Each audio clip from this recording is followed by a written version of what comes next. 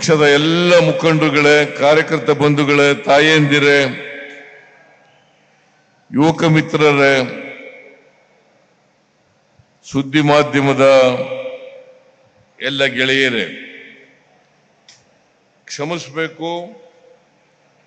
ಇನ್ನೂ ಬಹಳ ಜನ ಮಂತ್ರಿಗಳೆಲ್ಲ ಇದ್ರು, ಅವರೆಲ್ಲರೂ ಕೂಡ ಮಾತಾಡಬೇಕಾಗಿತ್ತು.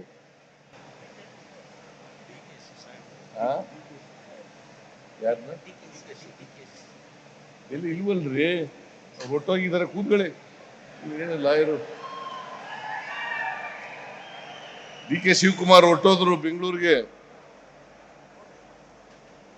ಯಾವಾಗಲೂ ಇರೋರ ಹೆಸರು ಹೇಳಬೇಕು ಹೊರತು ಹೊರಟೋದವ್ರ ಹೆಸರು ಹೇಳಕ್ಕಾಗಲ್ಲ.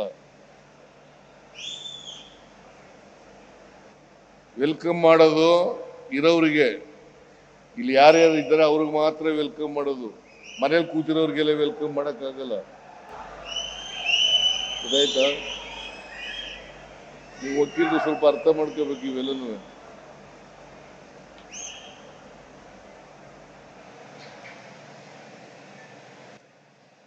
ಅವರು ಪಾಪ ಡಿ ಕೆ ಶಿವಕುಮಾರ್ ಹೆಸರೇಳಿ ಅಂತ ಹೇಳ್ತಾ ಇದ್ದಾರೆ.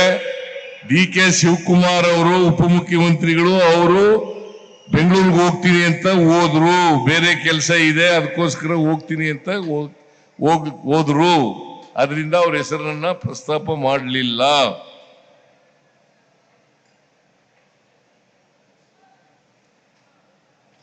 ಬಹಳ ಜನ ಮಂತ್ರಿಗಳು, ಪರಮೇಶ್ವರ್ ಅವರು, ಜಾರ್ಜ್ ಅವರು, ಮುನಿಯಪ್ಪನವರು,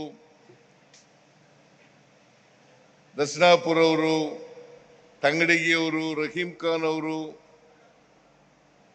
ಇವರೆಲ್ಲರೂ ಕೂಡ, ಆಮೇಲೆ ನಮ್ಮ ತನ್ವೀರ್ ಸೇಠ್ ಅವರು ಎಲ್ಲರೂ ಮಾತಾಡಬೇಕಾಗಿತ್ತು. MLAಗಳು ಕೂಡ ಮಾತಾಡಬೇಕಾಗಿತ್ತು. ಆದರೆ ಸಮಯದ ಅಭಾವದಿಂದ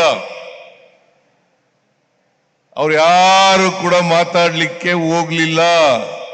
ಮತ್ತೆ ಖರ್ಗೆ ಅವರು ವಾಪಸ್ ಹೋಗ್ಬೇಕಾಗಿರೋದ್ರಿಂದ ಈ ಎಲ್ಲ ಕಾರಣಗಳಿಗಾಗಿ ಅವ್ರು ಯಾರು ಕೂಡ ಮಾತಾಡ್ಲಿಲ್ಲ. ಅವರು